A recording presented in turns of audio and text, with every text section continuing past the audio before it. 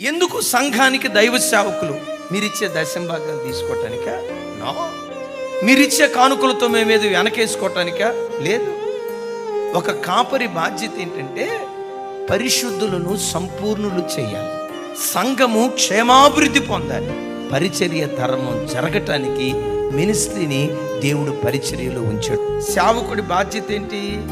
మిమ్మల్ని అందరినీ పరిశుద్ధత నుండి సంపూర్ణతలోకి తీసుకుని వెళ్ళాలి.